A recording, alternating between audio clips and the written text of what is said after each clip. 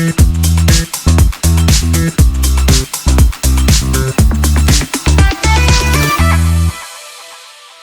everyone, welcome back to YouTube Podcast English Talk, Real Conversations, Real Learning.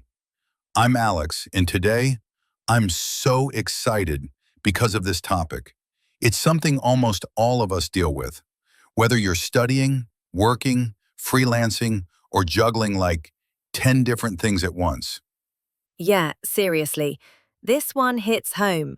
Hi guys, I'm Jamie, and today we're diving into something we've all been talking about lately, with our friends, co-workers, family.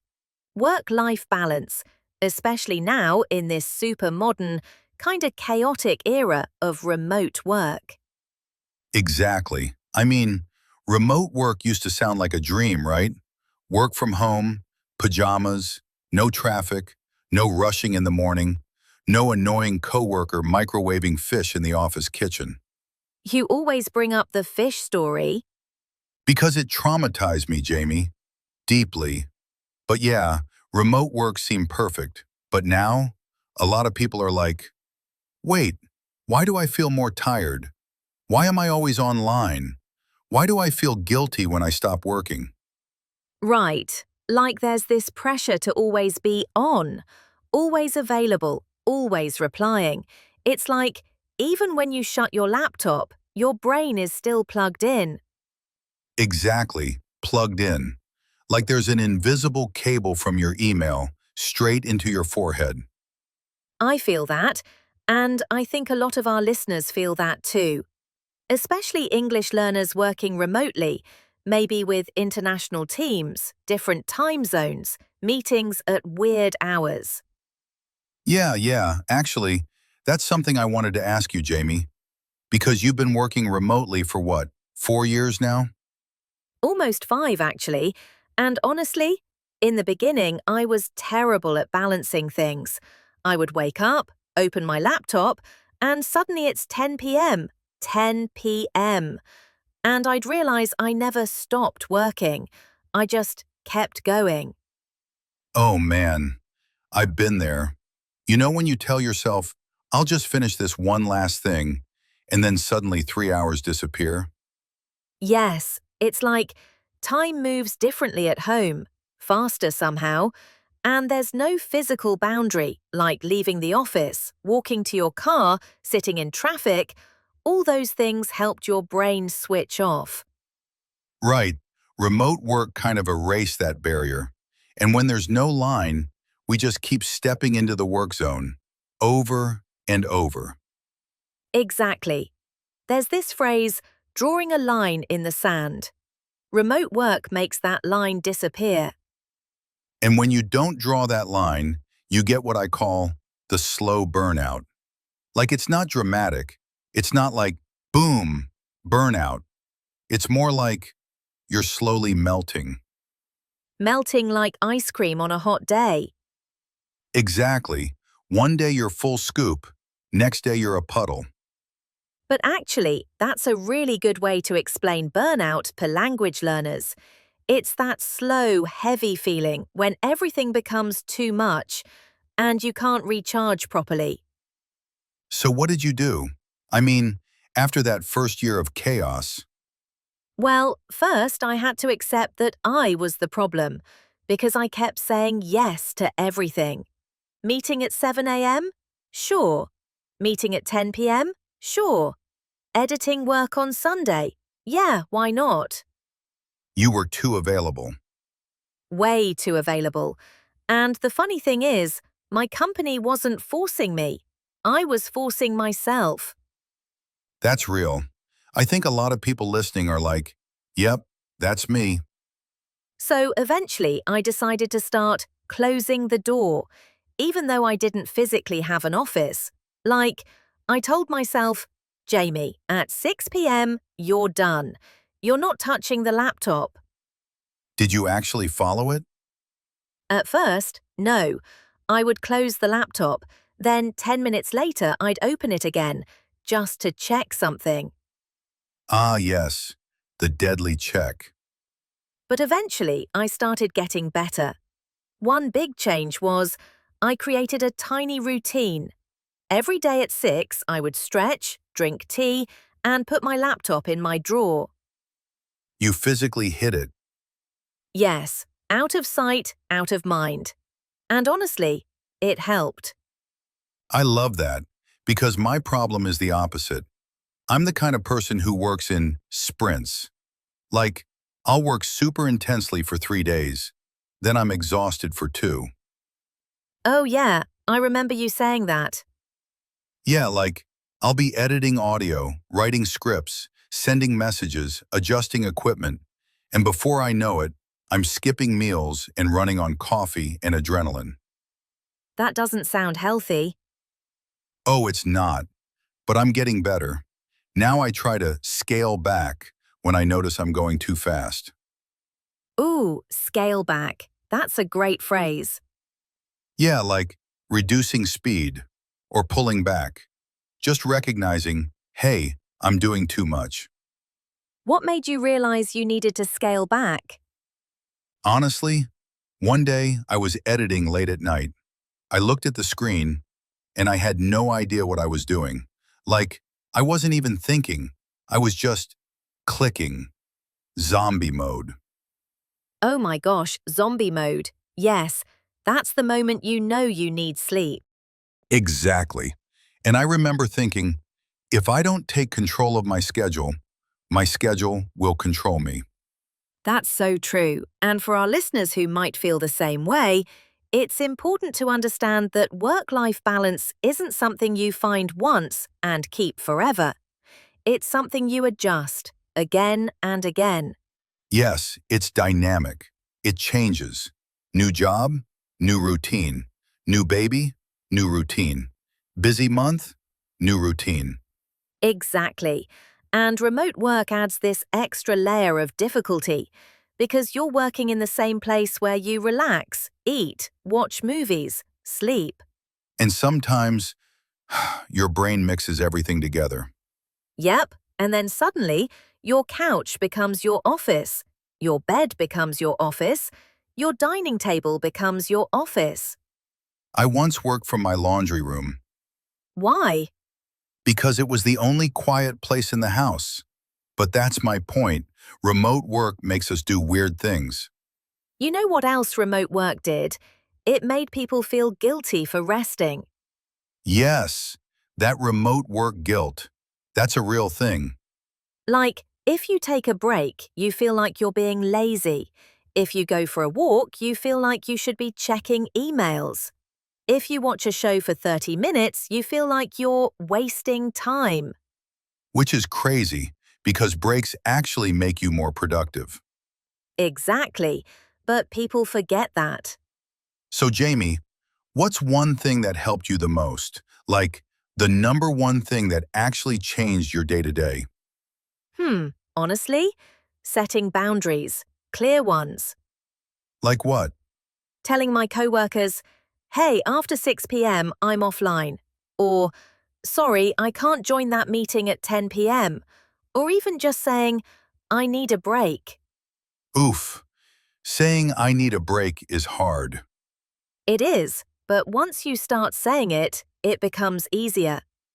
You know what I think listeners will relate to? The fear of disappointing someone. Exactly. But here's something important. If you're always exhausted, you can't do your best work anyway. Facts. And one more thing, learning to be okay with not being productive every second, because we're humans, not machines. Amen. But you know, before we scare everyone listening, maybe we should switch gears a little. Because I want to highlight some of the really interesting phrases we used. Oh yeah, we used a ton of useful vocabulary just now. All right, Jamie, so we just talked about remote work, boundaries, burnout, all that fun stuff. Let's break down some of the vocabulary we used, yeah? Absolutely. We use some really natural, everyday American English expressions, the kind you'll hear in real conversations. So, if you're listening, this is the moment to lean in a little. Okay, phrase number one, and this one came up a few times. Plugged in. Yes. So when we say someone is plugged in, we're not talking about physically plugging something into a wall. We're talking about someone who's connected, mentally connected to work, to messages, to responsibilities. Like when your mind is still in work mode, even after you've closed your laptop. Exactly. For example, I'm trying to relax, but my brain is still plugged in. Or, even during dinner, I felt plugged in because my phone kept buzzing. Nice. It's a simple phrase, but it describes a very modern feeling. Okay, phrase number 2. You said this earlier, and it's a really good idiom. Drawing a line in the sand. Yes, I love this one. Drawing a line in the sand means setting a clear boundary, like saying, "This is my limit. I'm not going past this point." So it's not a real line, it's symbolic. Right. Example, I need to draw a line in the sand and stop working after 6. Or, she drew a line in the sand and said no to late night meetings. It's such a powerful phrase, also kind of poetic. Yeah, it feels soft but strong at the same time. All right, number 3, a big one. Burnout. Oh yes, burnout. This is a word everyone should know.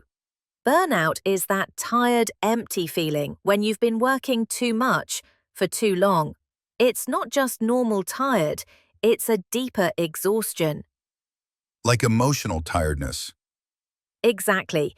And the thing about burnout is, it builds slowly. You don't always notice it right away. And the example I gave earlier, feeling like ice cream melting, that's the perfect mental image. Yep, examples. I took a week off because I was feeling burnout. She's working too many hours. She'll burn out soon. And I think a lot of remote workers deal with burnout without realizing it. For sure. Phrase number 4, this one comes from my personal chaos. Scale back. Yes, scale back means to reduce something. Reduce your workload, your speed, your responsibilities, maybe even your expectations. It's like telling yourself, hey, slow down. Exactly. Examples. I need to scale back on working late.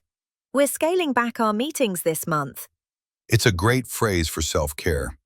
Number 5, a very common one. Switch off. Ah, yes, switch off.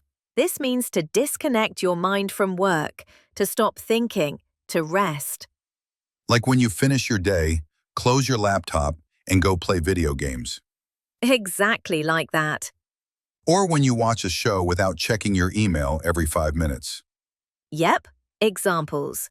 I need a few hours to switch off. It's hard to switch off when your phone keeps buzzing. Okay, let's do one more. This one describes what happens when you're working, but your brain isn't working.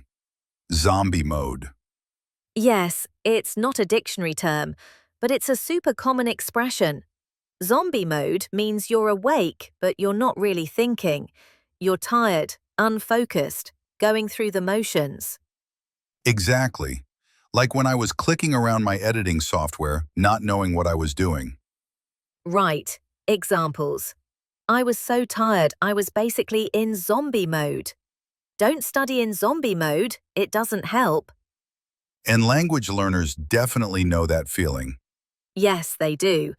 So we've got plugged in, drawing a line in the sand, burnout scale back, switch off, zombie mode.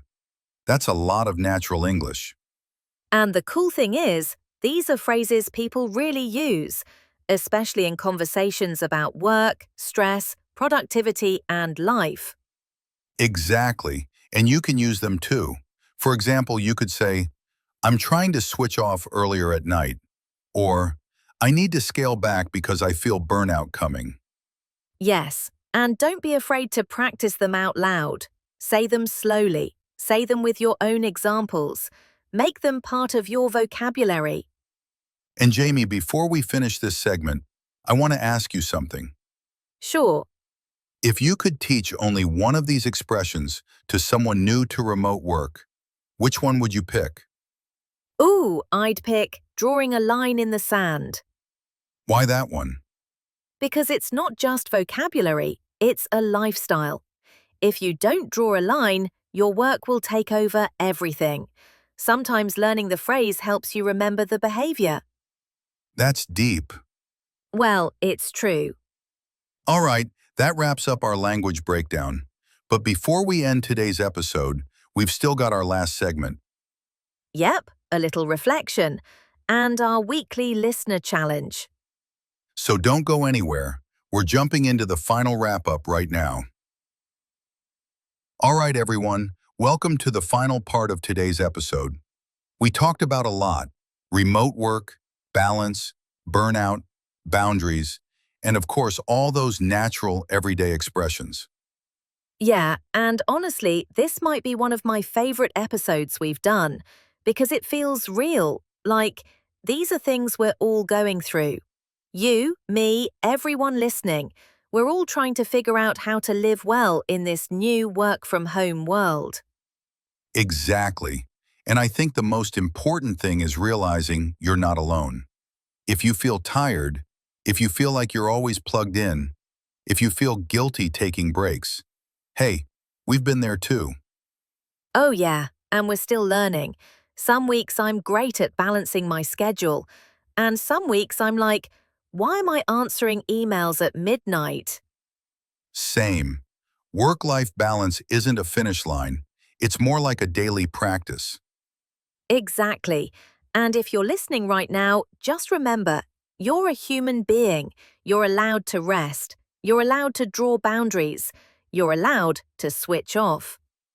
All right, now let's move to my favorite part, the challenge of the week. Ooh, yes. Okay, guys, here it is. This week, we want you to use at least 3 of the expressions we taught today in real sentences. Yeah, not just in your head. Actually write them, speak them, maybe even share them with a friend. Here's what you can do. Pick any 3 phrases you liked. Create 1 sentence for each phrase. Say your sentences out loud, slowly, clearly. And if you want bonus points, record yourself saying them. Hearing your own voice speaking English is a super powerful learning tool. Yep, and you don't need to show anyone. It can just be for you. Okay, Jamie, before we wrap up, do you have any last words for our listeners today? Yeah, just this. Be kind to yourself. Learning English takes time. Finding balance takes time. And remote work, well, that's a learning curve too. So don't rush. Take small steps. And remember to switch off when you need to. Beautifully said. All right, everyone. That's it for this episode of English Talk. Real conversations, real learning. If you enjoyed today's chat, don't forget to follow the podcast, share it with a friend, or listen again to practice your listening skills. We'll be back next time with more natural English, more stories, and more real conversations. Take care, everyone, and don't forget your challenge of the week. Bye, guys. Say